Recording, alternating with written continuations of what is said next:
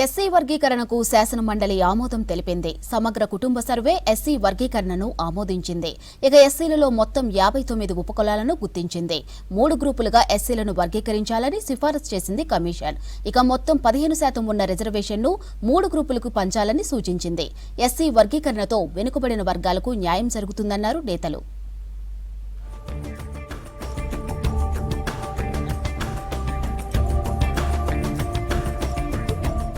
జనాభా లెక్కల ప్రకారం అన్ని వర్గాలకు వనరులను సమానంగా పంచుతామన్నారు డిప్యూటీ సీఎం బట్టి విక్రమార్క.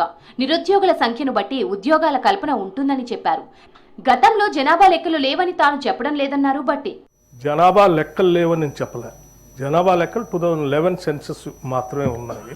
మీరు చెప్పిన కుటుంబ సర్వే అన్ని కులాలతో కలిపి చేసినటువంటి సర్వే సైంటిఫిక్గా ఇంతవరకు లేదు. ఆ 2011 సెన్సస్లో జనాభా లెక్కలు ఇస్తారు, సరే ఎస్సీ ఎస్టీ లెక్కలు కూడా ఇస్తారు.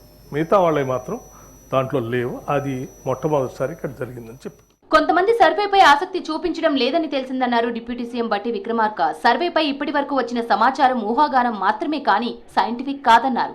బడ్జెట్ విషయంలోనూ అంచనా ప్రకారమే నిధులు కేటాయిస్తామన్నారు బట్టి విక్రమార్క.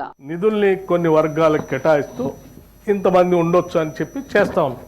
అవన్నీ కూడా ఊహాగానాలతో చేసేయో లేకపోతే అంచనాలతో చేసేయో తప్ప కరెక్ట్ పిక్చర్ అయితే కాదు.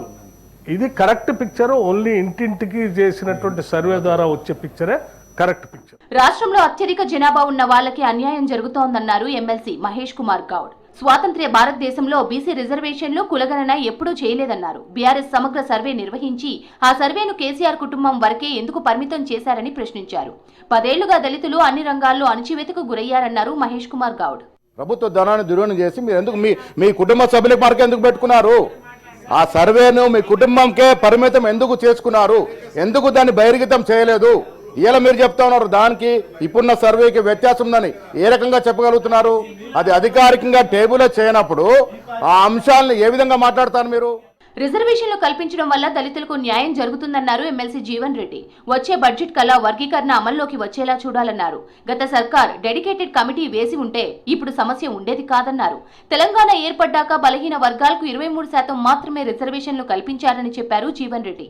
గత ప్రభుత్వం ఏదైతుందో సమగ్ర కుటుంబ సర్వే ద్వారా మీకు లభించినటువంటి వివరాలు దానికి చట్టబద్ధత కల్పించలేకపోవడంతో మనం అమలు చేయలేకపోతున్నామని ఒక భావన మీకు తోచిందో డెడికేటెడ్ కమిషన్ వేయాలి.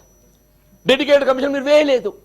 వేయలేకపోతుంది ఇవాళ సమస్య ఉత్పన్నమవుతుందని చెప్పంటున్నాను. రాష్ట్ర ప్రభుత్వం చేసిన సర్వే ప్రకారం రాష్ట్రంలో ఎస్సీ ఎస్టీల జనాభా తగ్గిందన్నారు బీఆర్ఎస్ ఎమ్మెల్సీ కవిత. 2011లో జరిగిన జనాభా లెక్కల డేటా ప్రకారం తెలంగాణలో 3,50,00,000 ఉంటే 2024కు 4.18 కోట్ల మంది ఉంటారని అంచనా ఉందన్నారు. కానీ రాష్ట్ర ప్రభుత్వం చేసిన సర్వే ప్రకారం గతంతో పోలిస్తే ఎస్సీల జనాభా ఇప్పుడు -1.75% తగ్గినట్లు ఉందన్నారు. ఎస్టీల జనాభా కూడా తగ్గిందని, కేవలం ఓసీల జనాభా పెరిగినట్లు సర్వే చెప్తున్నాయన్నారు కవిత.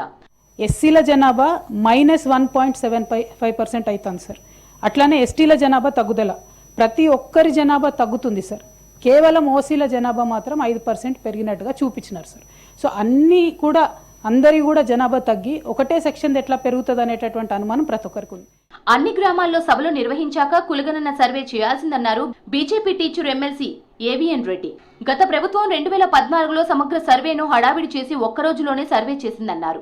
కులగణన సర్వేకు వ్యాలిడిటీ ఉంటుందా అని ప్రశ్నించారు ఏవిఎన్ రెడ్డి. ఇప్పుడు కూడా నేను ఎందుకంటున్నానంటే సైంటిఫిక్ అని ఎందుకు అంటున్నానంటే కాదు ఎందుకంటున్నానంటే ఇప్పుడు కూడా డ్రాఫ్ట్ వచ్చిన తర్వాత కూడా గ్రామ సభలలో కానీ తర్వాత ఎన్నో ఆర్గనైజేషన్స్ ఉన్నాయి, స్వచ్ఛంద సంస్థలు ఎన్నో ఉన్నాయి. డిస్కషన్ పెట్టిన తర్వాత తీసుకొస్తే బాగుండు అనేటువంటి ఒకటి వచ్చింది. రాష్ట్రంలో ఎస్సీ వర్గీకరణకు శాసన మండలిలో ఆమోదం తెలిపింది. ఎస్సీ వర్గీకరణపై కమిషన్ సారాంశంపై ప్రభుత్వం ప్రకటన చేసింది. అందులో 3 గ్రూపులుగా ఎస్సీలను వర్గీకరించాలని కమిషన్ సిఫార్సు చేసింది.